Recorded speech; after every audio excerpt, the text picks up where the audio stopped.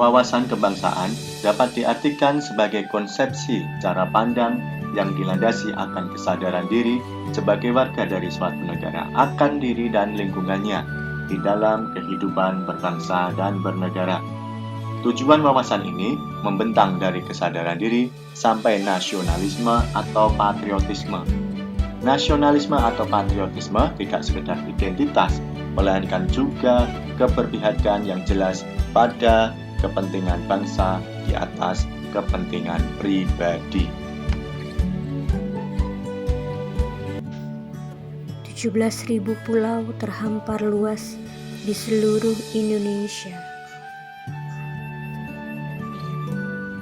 Lebih dari 700 bahasa, 300 suku, beragam budaya dan agama tak mampu menghalangi kita menjadi bangsa yang satu.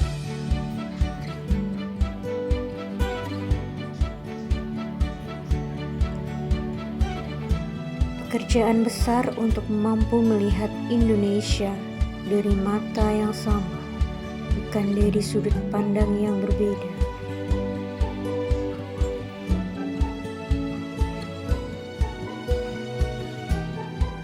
Tetapi ini Indonesia, tanah kaya yang masyhur akan perbedaan dan keramahannya.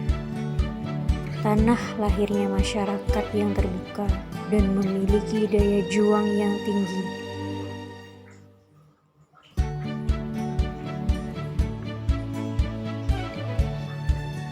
Cukuplah Indonesia diikat dan dirajut oleh Pancasila, yang di bawah naungannya hidup kita damai dan tentram selama berpuluh tahun.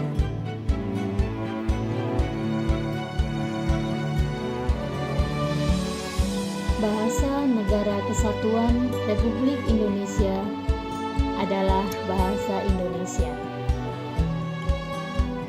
Bahasa Indonesia lahir dari Ikrar Sumpah Pemuda 28 Oktober 1928. Bahasa Indonesia dinyatakan sebagai bahasa resmi dalam pasal 36 Undang-Undang Dasar Negara Republik Indonesia tahun 1945. Bahasa Indonesia berfungsi sebagai jati diri bangsa, kebanggaan nasional, pemersatu bangsa, serta sarana komunikasi. Hiduplah Indonesia Raya. Begitulah salah satu bait di dalam lirik lagu Indonesia Raya. Siapapun yang mendengarnya dan menghayati liriknya pasti akan turut merasakan kecintaan para pahlawan pada tanah air Indonesia dan kerelaan mereka untuk berkorban demi kemerdekaan Indonesia. Siapa pencipta lagu Indonesia Raya? Dia adalah Wage Rudolf Supratman, seorang jurnalis dan juga musisi. Lagu Indonesia Raya pertama kali diperdengarkan di Kongres Pemuda II. Saat itu, para peserta kongres sedang duduk beristirahat. Mereka tengah beristirahat setelah mendengarkan pidato dari Soekarno. Sambil menunggu keputusan yang sedang dirumuskan oleh Muhammad Yamin, saat itulah W.R. Supratman meminta izin untuk diperdengarkan lagu ciptaannya, yaitu Indonesia Raya, di depan para peserta kongres. Setelah dibawakan pertama kali di Kongres Pemuda II, lagu Indonesia Raya kemudian semakin dikenal karena akhirnya dinyanyikan dalam kesempatan-kesempatan besar. Ini membuat resah pihak Belanda. Mereka takut jika lagu tersebut akan membangkitkan semangat kemerdekaan. Oleh karena itu, pada 1930, lagu Indonesia dilarang dan tidak boleh dinyanyikan dalam kesempatan apapun. Namun, setelah diprotes dari berbagai kalangan, pemerintah Belanda akhirnya mencabutnya dan memperbolehkan lagu Indonesia Raya untuk dinyanyikan dengan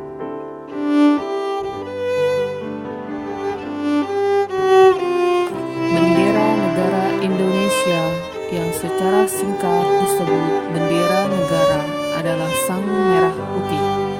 Sang saka merah putih disebut sang dwiwarna atau dua warna.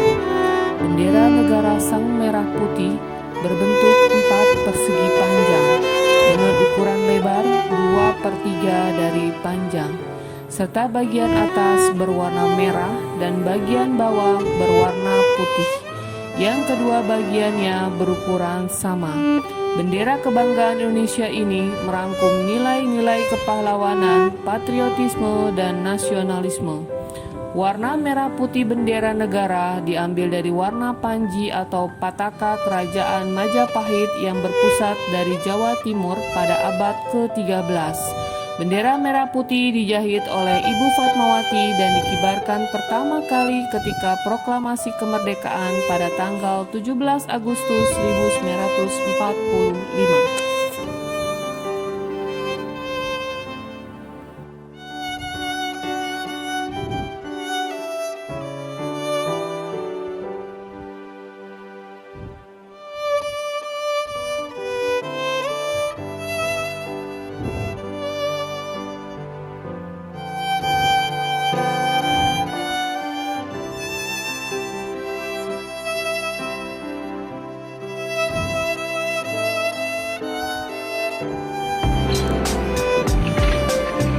Nilai bela negara, cinta tanah air.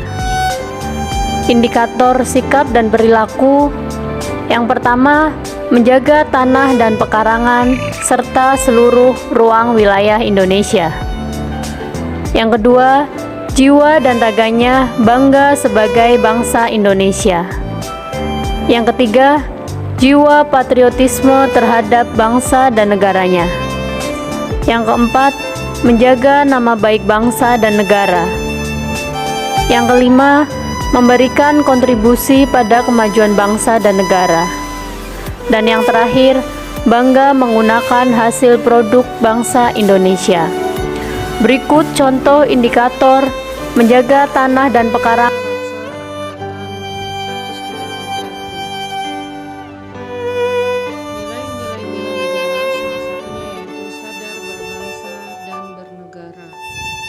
Satu indikatornya yaitu menjalankan hak dan kewajiban sebagai warga negara sesuai dengan peraturan perundang-undangan. Salah satunya yaitu menggunakan helm ketika berkendara. Dengan memakai helm saat berkendara dapat meminimalkan resiko terbenturnya kepala pada suatu benda bila pengendara motor terjatuh atau mengalami kecelakaan. Yang kedua yaitu melaporkan Untuk indikator yang pertama, paham nilai-nilai dalam Pancasila. Yang kedua, mengamalkan nilai-nilai Pancasila dalam kehidupan sehari-hari. Yang ketiga, menjadikan Pancasila sebagai pemersatu bangsa dan negara. Yang keempat, senantiasa mengembangkan nilai-nilai Pancasila. Dan yang kelima, yakin dan percaya bahwa Pancasila sebagai dasar negara. Untuk contoh implementasinya, yaitu melaksanakan ibadah sholat dan membaca ayat suci Al-Quran beserta artinya.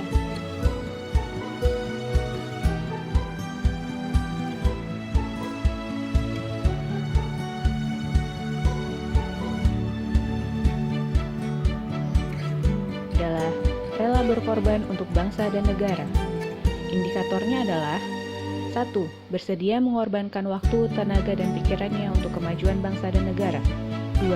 Siap membela bangsa dan negara dari berbagai macam ancaman. 3. Berpartisipasi aktif dalam pembangunan masyarakat, bangsa, dan negara. 4. Gemar membantu sesama warga negara yang mengalami kesulitan. 5. Yakin dan percaya bahwa pengorbanan untuk bangsa dan negaranya tidak sia-sia.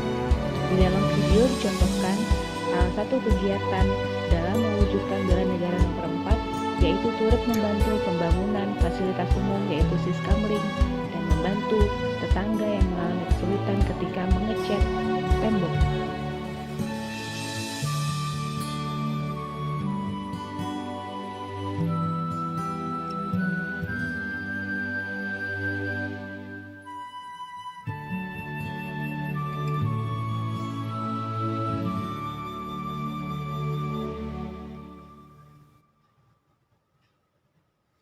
Nilai-nilai bela negara yang kelima, kemampuan awal bela negara. Indikator 1. Memiliki kecerdasan emosional dan spiritual serta intelijensia. 2. Senantiasa memelihara jiwa dan raga. Ketiga, senantiasa bersyukur dan berdoa atas kenikmatan yang telah diberikan Tuhan Yang Maha Esa. Keempat, gemar berolahraga. Kelima, senantiasa menjaga kesehatan.